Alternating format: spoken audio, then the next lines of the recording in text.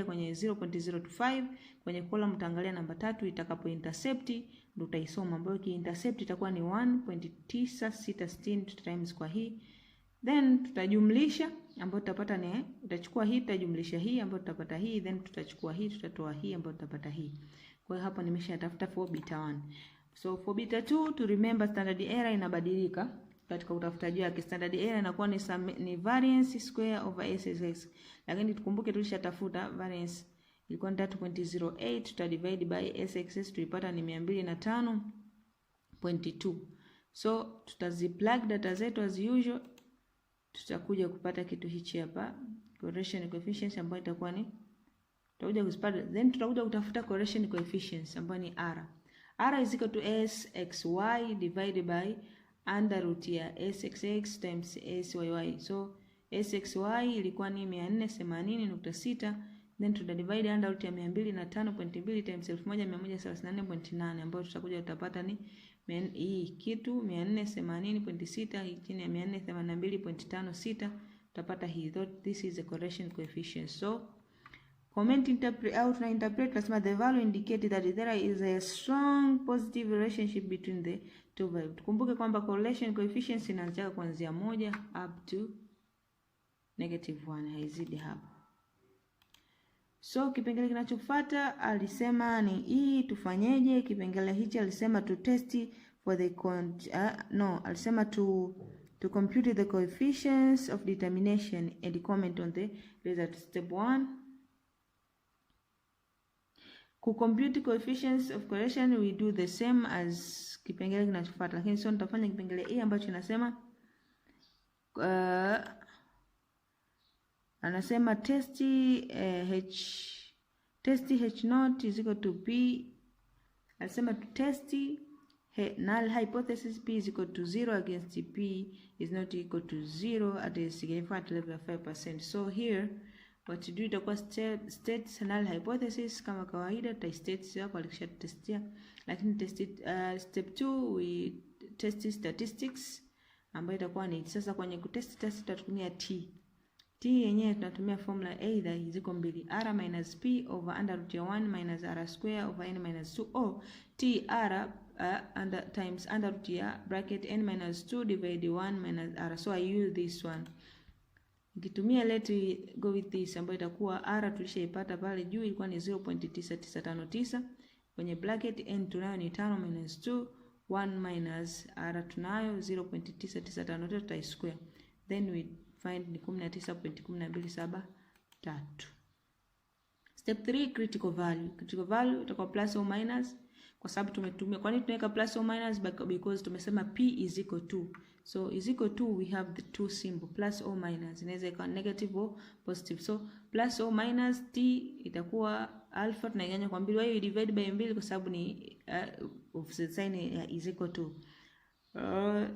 Itakuwa ni n minus 2, then tutadivide tutapata hichi kitu plus or minus T 0.025,3, then tutakwenda tutaisoma kwenye table tutapata plus or minus 1.96. Then tukipata tuna plot the curve. Curve tutakuwa ina sehemu mbili, itakuwa ni two tails kwa sababu ina positive and negative. Kwa nita draw huku nita draw huku, sasa tunajiuliza test statistic imepatikana wapi? Ni huku ambapo ilikuwa ni 19.1273. Kwa hiyo what we do tunasema we do conclusion, since the value of test statistic fall with the rejection region, then the null hypothesis should be rejected at a significant level ya 5%. Therefore there exists a linear relationship between the two. There exists a linear relationship between the two variables. So we go to another question which is ANOVA. We have this question, anasema to determine the relationship between economic growth, inflation rate, income per capita and GDP, a linear multiple regression model was formed. An assumption was made that economic growth Y of a particular country depend on inflation rate, income per capita and GDP. A multiple linear model of the form is equal to this equation is fitted to the data where the error term mu independently follow n 0 to variance distribution. The following is computed out on analyze the above linear multiple linear regression model. So we have this regression statistic, multiple R square, standard error hapa tunao na observation n ilikuwa ni observation ambayo number of sample ilikuwa ni 25. So what we do here, akatuendelea na swali akasema regression tuna difference hii, tuna SS na MS na F, this one.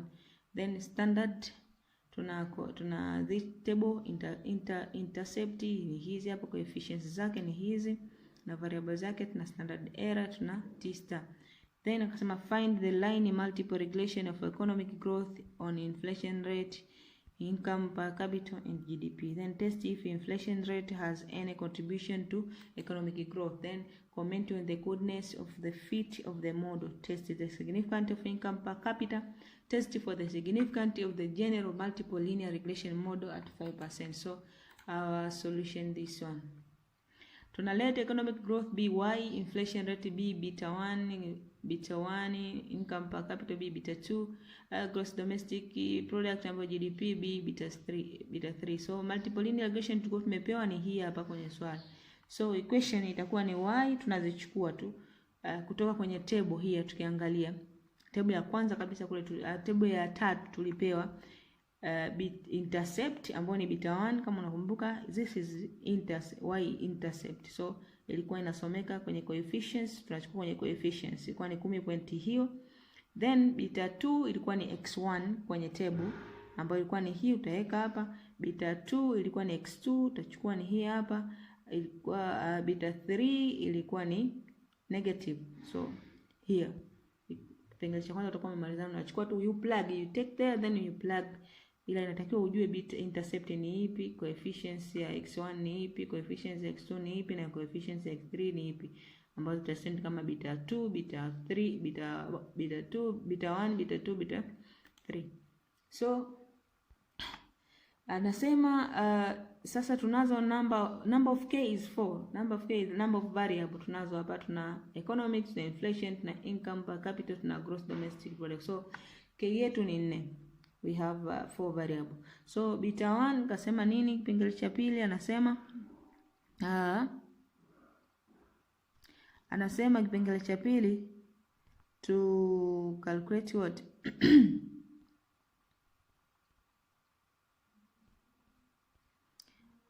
test if inflation rate has any contribution to economic growth.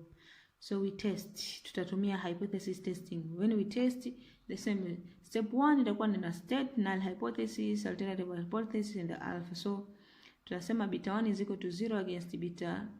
So beta 1 is equal to 0 against beta 1 is not equal to 0 at a significant level ya 5%. So ya pili itakuwa ni step 2 test statistics.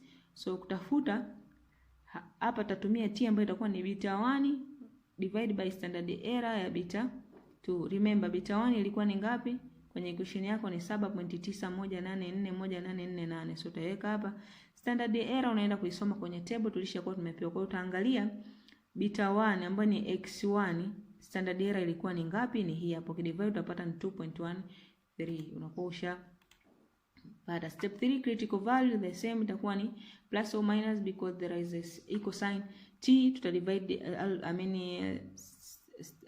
level of significance we divide by 2 bracket n minus k. N tulikuwa ni 24 ni 25, tuta minus hapa nimekosea typing error, ni 25 tuta minus 4 ambayo itakuwa ni 21. So tutakwenda kwenye table, tutaenda kwenye row ya hii 0.025 column ya 21, tutapata plus or minus 2.08. Then we plot the curve yetu itakuwa iko hivi na two scaled huku na huku.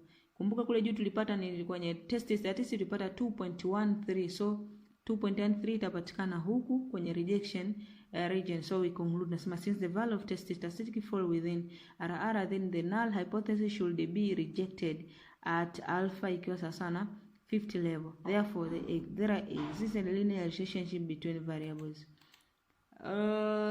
Kipengele cha tatu akasema comment on the goodness of the fit of the model. So tunasema the coefficients correlation of R, the goodwill R kama unaiona coefficients of determination ambayo iko kwenye kitebo cha kwanza kabisa R sawa na 0.61 nane tunasema which show a very moderate linear relationship between dependent variable and independent variable. Then the value coefficients determination 100% tutazidisha kwa 0.382683 ambayo ilikuwa ni 38.25 indicate that the coefficients determination ipo pia kwenye table pale hii value ambayo ni asili ukizidisha kwa 100 itakuwa ni 38.27. Indicate that the independent variable have explained the proportion of all variation of the dependent variable by 38.25%, while remaining 64.73% are not considered or not explained. Kwa hiyo 64.73 ilikuwa haijaelezewa. Ya mwisho anasema step tufanyeje? Test for the significance of the general multiple linear regression model at 5% significant level. For general regression we use P. So we state step 1 we state null hypothesis, alternative hypothesis and significant level. So null hypothesis tunasema ni P is equal to 0 against P is not equal to 0 at hiyo hapo. Katika ANOVA we use F test, not T test. ANOVA we use F test in a general multiple linear regression, not a single variable au single beta. Katika multiple linear regression model in ANOVA we use F test. So formula yake katika kutesti statistic tunasema F is equal to R square divided by 1 minus R square times bracket n minus k over k minus 1. So we get this one 0.3827 1 minus 0.r square ilikuwa ni hapa 0.3827 tutachukua 25 minus 4 minus 1 then f tutapata ni, au you will go to the table. Kuna sehemu table ya pili mwishoni kule amekuandikia f, utapata hii namba to prove you this formula. Kwa hiyo either you go there you take directly from the table ya pili katika question ukiangalia ina kitu hichi. Jua amekuandikia f. Kwa hiyo amekuandikia namba hii hapa. So we'll take that. Then step 3 critical value. Critical value tunasema ni plus or minus f 0.05 k minus 1 n minus k. Plus or minus f itakuwa ni 0.05 n minus 1, 225 minus 4 itakuwa ni plus or minus f 0.053. So tuna volume ya kwanza na volume ya pili. Kwa hiyo utaenda kwenye f table, utaenda kwenye V1 kwenye 3, then utaenda kwenye V2 21 utapata plus or minus 3.07. Then we as usual we plot the curve ambayo itapata ina two tail negative 3.07 na 3.07 utapata hicho kitu. Baada ya hapo tutakuwa tumemaliza. Thank you for today. The end of quantitative technique model.